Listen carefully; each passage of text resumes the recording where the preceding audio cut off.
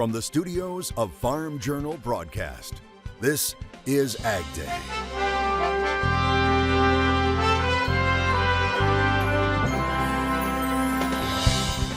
Back in court, why an Arizona rancher accused of murder is now facing more charges.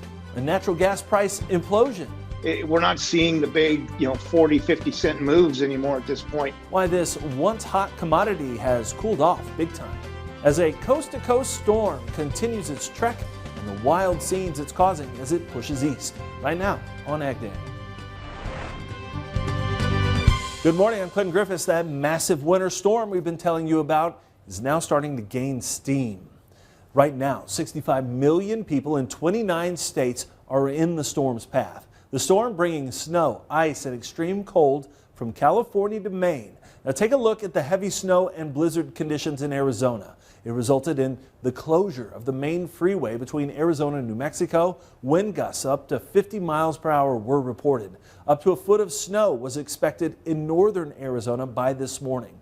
Blizzard warnings are in place across parts of Wyoming, Montana, South Dakota, Iowa, and Minnesota. Just look at the conditions along US 12 near Walworth in South Dakota as visibility started to decrease on the roads. But the heaviest snowfall could be near Minneapolis, St. Paul, where more than 20 inches of snowfall is likely.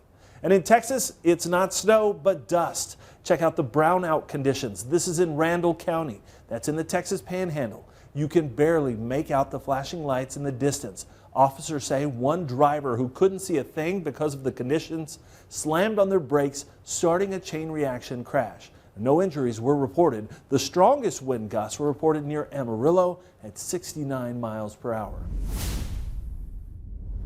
And the storm mixed with a blast of Arctic air is continuing to push across the country right now. Meteorologist Chuck Heaver joins us with more.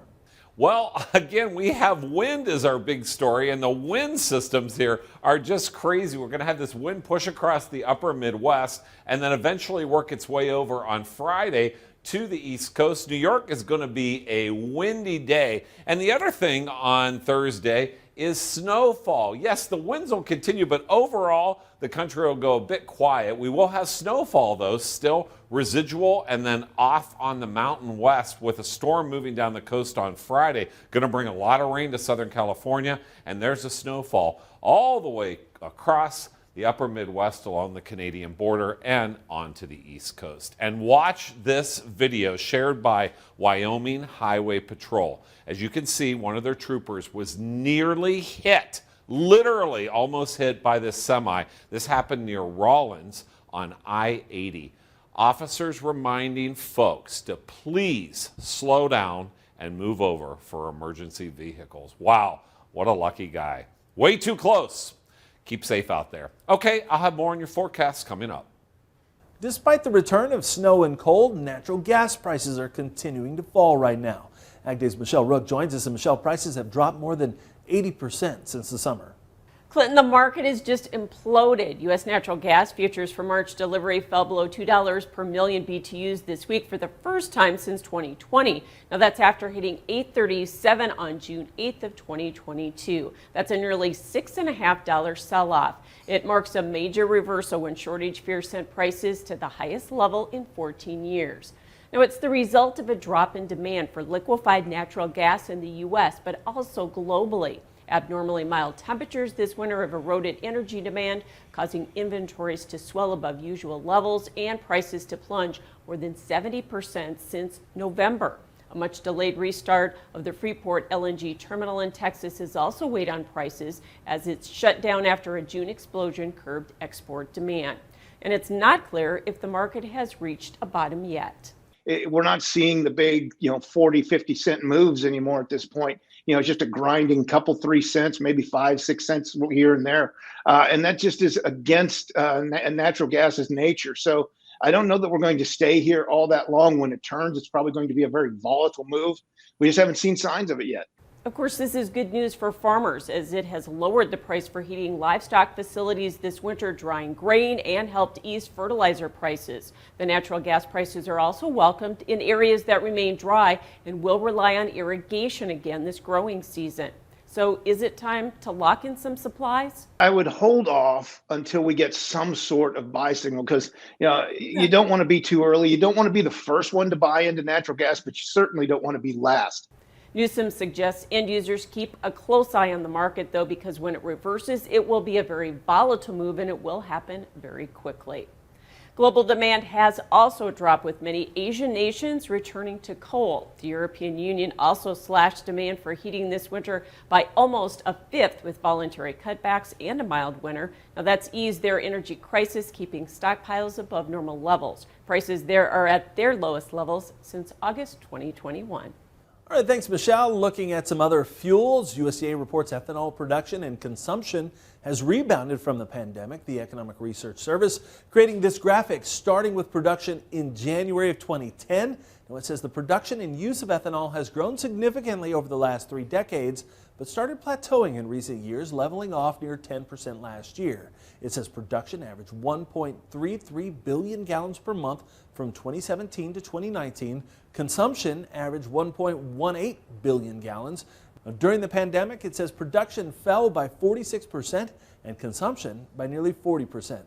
The United Airlines and 5 other companies are launching a venture capital fund in order to get greener fuel. The companies will invest in startup firms and technology to expand the use of sustainable aviation fuel. The other companies include Air Canada, Boeing, GE Aerospace, JP Morgan Chase, and Honeywell. Sustainable aviation fuel is made using feedstocks, which can include cooking oil and ag waste. Tomorrow marks 1 year since Russia's invasion of Ukraine, and right now, Russian President Vladimir Putin is upping the tension after announcing he's suspending his country's participation in the last remaining U.S.-Russia nuclear arms control treaty. He announced his country would suspend its participation in the Strategic Arms Reduction Treaty, or START. It puts caps on the number of nuclear weapons and inspections of nuclear sites. But shortly thereafter, the Russian Foreign Ministry said it would respect the caps on nuclear weapons under that treaty.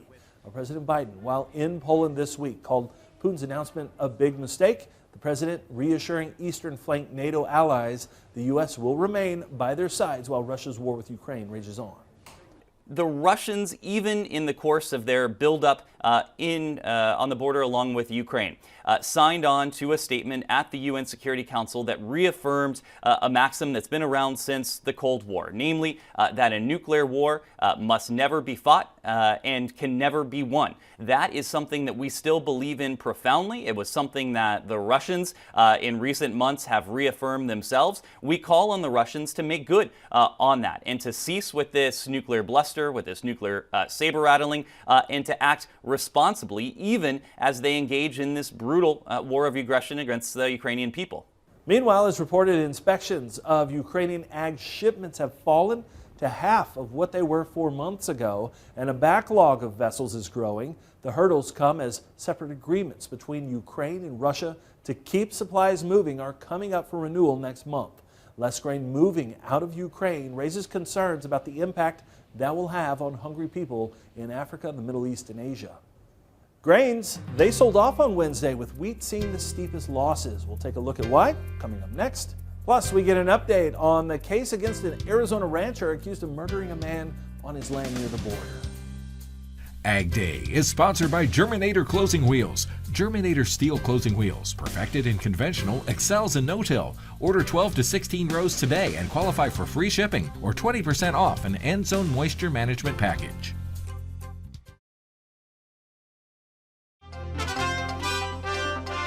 Soybeans made some gains to start the week, but that fizzled out on Wednesday. Michelle Rook is back with a look at what's on the minds of traders in markets now. Dwayne Bussey, Bolt Marketing, joining us, and we had a down day on Wednesday in the grain sector, and it really felt like a risk-off day, kind of led by this wheat market. Yeah, it really did. We had some better rains in the southern plains that started to push the wheat market lower, went through some support levels, and then that also pulled the corn and soybeans down as well. So, Dwayne, as far as that wheat market, certainly there's been a lot of speculation about whether we're going to get the export corridor, that deal extended. Is that also being worked in? I mean, is the market believing that we're going to get that?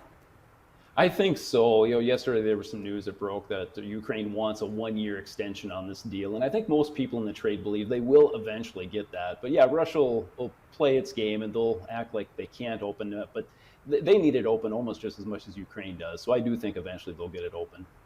And as you mentioned, we kind of wait on the soybean market, but soybeans also on Tuesday with a lot of bullish news failed to take out the previous week's highs. So, what is it going to take to get through that level? I mean, should we be surprised we're consolidating a little? No, I don't think we should be. And I don't know what the news is to push us through those old highs you just asked about, Michelle. If we couldn't do it on Tuesday's trade, I don't know how we're going to get it done. So sellers kind of took over after we failed to make new highs there. Yeah. So do you think the South American story, the bullishness about crop concerns, is that already played out? I think for the most part, yes. I've been the one really kind of pushing and saying this Argentina drought is for real and we need to go higher. But I mean, we are right near the highs and I think that can get us there. But I think we need a news story to push through that 50-50 area. Yeah, we need some problem with Brazil's harvest to slow down. I know it's a little slow, but that's kind of one of the big keys, wouldn't it be?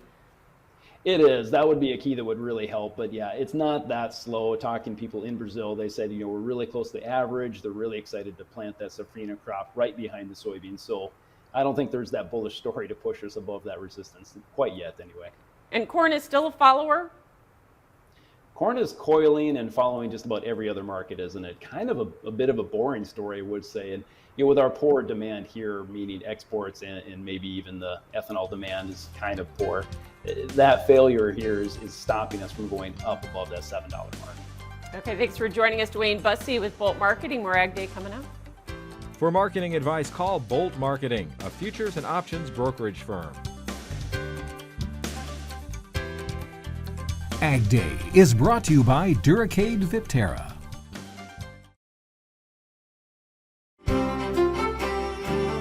Meteorologist Chuck Heaver joining us here, taking a look at this national forecast, and obviously we've tracked this big winter storm. Still some wind out there, but what about, it looks like the West Coast may be dealing with more weather here coming up. Yeah, we had that big wind field, and that'll continue. Another wind field will move over to the East Coast, but then the West Coast is targeted by yet another storm. Let's take a look. All right, let's go up to the jet stream to see where the storms are going to flow. We do have cold air off on the west coast, and that lobe of cold air is going to slowly cut off and work its way down the west coast as a storm. And it could dump a ton of rain down in areas where they are not used to that in Los Angeles. That energy reinvigorates and moves across the country. We'll produce a couple snow showers, it looks like, through the Midwest. But then that colder air continues to fluctuate north and south, especially along the Canadian border. All right, for Thursday, let's take a look at future radar. You can see the snowfall residual from the larger storm. That moves out, and then snow off on the west coast in association with that storm. But check out these rain totals. Wow, we are going to see a ton of rain between San Francisco and Los Angeles, and it is going to pile up in the inches. And so this is going to be very interesting because of the terrain. The other story is wind. So through the Midwest, gusts of wind in Chicago up to around 50 miles per hour. That moves off on the East Coast. In New York City, it's going to be a windy day there as well on Friday. Then things calm down. It's nice to see a calm day in the United States, minus the Southwest, where we'll pick the winds back up again. Precipitation estimates. Check this out. In Southern California, we are going to see precipitation easily in the inches. And again, this is very dry. This is very dry soil here. So this is going to be interesting over the next couple days to watch. Snowfall in the Sierra Nevada, easily 3 feet of snow on the peaks, and then off to the east, the residual snow in association with that storm. That'll pile up another, 3 to 6 inches in some locations. Okay, today, Chicago, 43, all the way down in Miami, 87. Look at 92 down in Brownsville. Tonight, things cool off, seasonal, actually warmer in a lot of locations. Cincinnati, 34 degrees. Brownsville, Texas, only a low of 68. And then tomorrow, temperatures relatively cool, especially along and up on the north. But then that'll rebound again. Things will go more mild across the country. Let's take a look closer at home. Immokalee, Florida, 91 degrees and a low of 63, mostly sunny skies. Cloverdale, California, and Sonoma Valley, rain and snow, high 44, low 34. And Vienna, Maine, heavy snow, winter storm warnings, high 18, low 14. Up next, the latest in a murder case involving an Arizona rancher living on the border. And later, we're off to Tennessee, where today's agricultural lessons leverage natural resources, and the university plans to honor that in the country.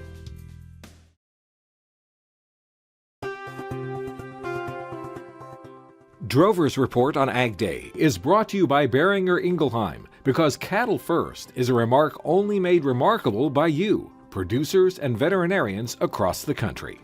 An Arizona rancher accused of killing a Mexican national on his property is now facing additional charges. 75-year-old George Kelly was facing a first-degree murder charge in the death of a man who was shot dead on his ranch in Keno Springs. The state of Arizona filing an amended complaint, also charging Kelly now with 2 counts of aggravated assault. Kelly was in court on Wednesday for a preliminary hearing. Prosecutors saying many details of the investigation and the victim's statements are being withheld because the investigation is ongoing. But they say, contrary to Kelly's account of what happened, no one in the group with the Mexican national who died was carrying any weapons, and the victims claim Kelly came out of nowhere shooting at them with an AK-47. Now, Border Patrol agents, they also say Kelly's account of what happened changed. Kelly has denied killing the man, saying he only fired warning shots. An update on a case of another rancher, Cody Easterday of Washington State. He's starting to pay back what he's been ordered to pay to Tyson Foods. ArkansasBusiness.com reporting Tyson has received just over $63 million in payments from Easterday as part of his bankruptcy case. He now owes Tyson little more than $177 million. Easterday was accused of charging for the costs of buying and feeding as many as 265,000 cattle that simply did not exist. Last year, he pleaded guilty to 1 count of wire fraud. He was sentenced to 11 years in prison in order to pay restitution. All right, up next, we head back to school. See why the University of Tennessee is changing the name of one department to better focus on natural resources in the country. Your next piece of equipment is on MachineryPete.com. Search equipment from dealerships across the country to find what you're looking for. Only on MachineryPete.com.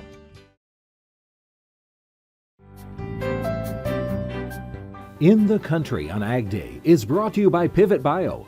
What if you had the nitrogen you need already on seed? Pivot Bio is the first company to apply nitrogen on seed. The nitrogen you need, now on seed, from Pivot Bio. Learn more at pivotbio.com. An academic department at the University of Tennessee's Institute of Agriculture has a new name and expanded goals. What was known as Forestry, Wildlife, and Fisheries is now the School of Natural Resources. Charles Denny tells us why the name change is so important.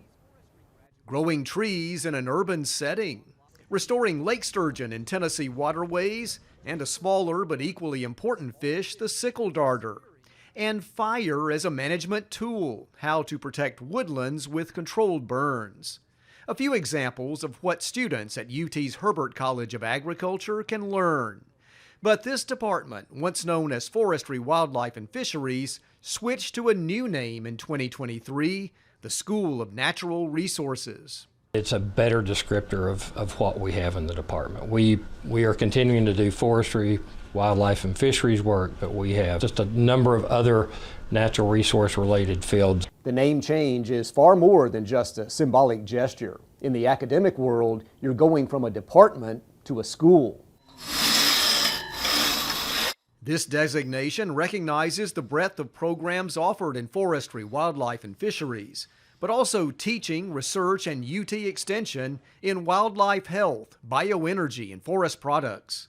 This new school will include opportunities to educate more students, bring on additional faculty, and increase partnerships with different organizations. New name change means new beginning, and we can just grow and continue to grow. I mean, we've already been growing, but now I see endless possibilities. We're hoping that we can grow our faculty and then have a larger footprint when you think about research. Christopher Fisher is among the more than 350 students enrolled in the program. The field work for the school continues to attract top-notch students to study ways to protect the environment and the sustainable management of natural resources. I'm not doing the same thing day in, day out. I still get that science aspect that I love, and I get to be outside. This is my office. The spring semester is underway at the Herbert College with this kickoff event to celebrate the new name. The department has been around since the mid-60s, even before there was an Institute of Agriculture. And now the new School of Natural Resources can move forward, looking back at a proud past and ahead to an exciting future. This is Charles Denny reporting. All right, thanks, Charles, and that's all the time we have this morning. I'm sure glad you tuned in. From all of us here at AgDay, I'm Clinton Griffiths. Have a great day on Farm Country.